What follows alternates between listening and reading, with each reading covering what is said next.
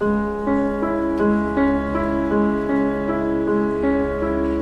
Vatikáne svätý otec František 9.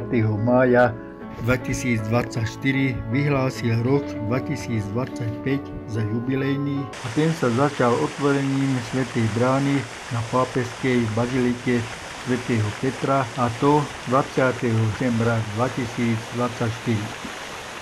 Ako vieme, v Ríme sú 4 baziliky, kde môžu pútnici v tomto jubilejnom svetom roku prejsť cez určené sväté brány, môžu dostať odpustky. Ide o najväčší rímskokatolícky kostol pomenovaný po Panne Márii a je to bazilika Santa Maria Maggiore. Potom Lateránska bazilika, ďalej ide o baziliku svätého Pavla a o baziliku svätého Petra. Pekný deň prajem zo slnečného Ríma. Ako vieme, tento rok je jubilejný svätý rok. Teraz stojíme pred Santa Maria Maggiore a táto brána je prvá, kde pôjdeme. Teraz prejdeme cez skener a cez svätú bránu.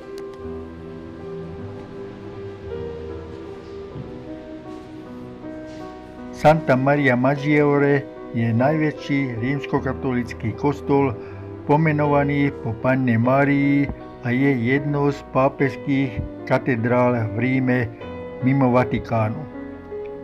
Bazilika bola v priebehu storočí viackrát prestavaná a loď baziliky je úchmatným majstrovským dielom. V hlavnej lodi je kazetový strop ozdobený. No a navyše kolonáda z bieleho mramoru tu pôsobí veľmi upokojujúco. A teraz už pokračujeme ďalej do Lateránskej baziliky. Stojím pred Lateránskou bazilikou. To tiež jedna bazilika zo 4, čo určil pápež František. Svätá brána Lateránskej bazilike. Už som prešiel cez tú bránu, tú Lateránskej bazilike. Tatka, pozrieme sa aj tu na baziliku, jak to vypadá. Bazilika svätého Jána v Lateráne je baroková sakrálna stavba, je najdôležitejší kostol katolíckej cirkvi a najstaršia bazilika západu. Lateránska bazilika sa stala miestom posledného odpočinku viacerých pontifikov. Do katastrofálneho požiaru v roku 1308 tu bolo pochovaných 12 pápežov. Ich hrobky však boli následkom požiaru zničené.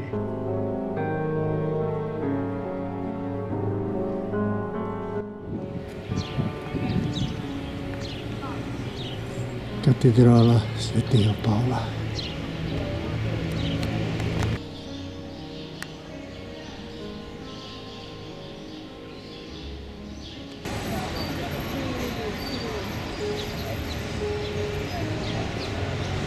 Pri bazilike svätého Pavla cez skener som prešiel ešte pár metrov a tam bude tá svätá brána a cez to potom prejdeme. Takže vchádzam cez tú svätú bránu baziliky svätého Pavla. Bazilika svätého Pavla za hradbami.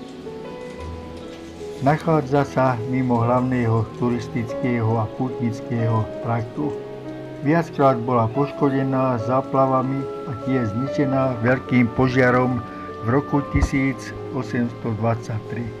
kedy zhorel celý strop a ostali len ruiny obvodových múrov.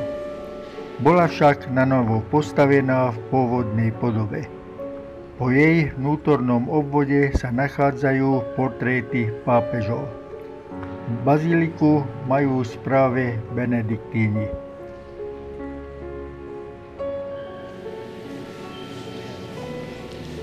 Bazilika svätého Pavla je veľkolepá a už nám tu nič neostáva, len sa pomodliť.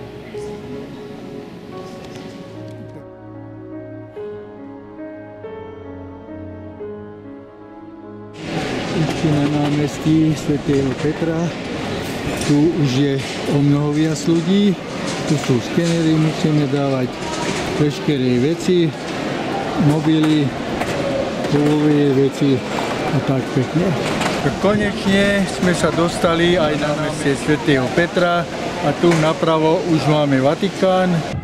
Predsiene vedie 5 dverí do interiéru baziliky.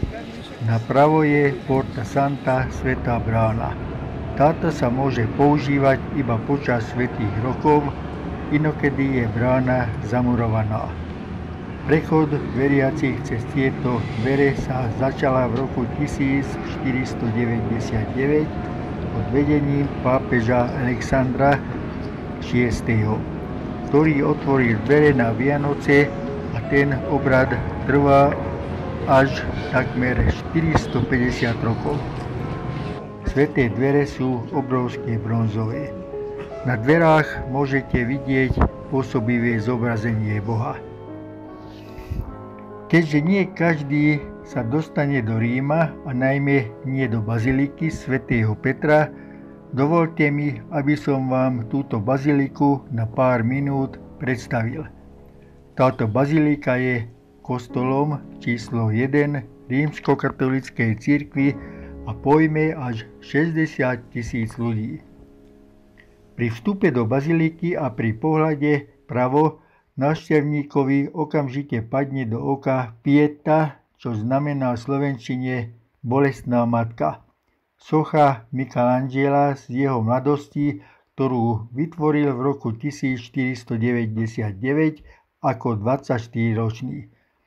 Socha zobrazuje scénu, keď Mária oplakáva Ježiša sňatého z kríža.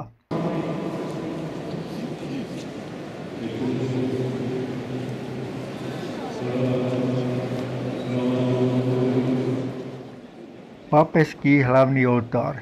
Impozantný pápežský oltár stojí v strede baziliky svätého Petra a používa ho iba pápež na omše.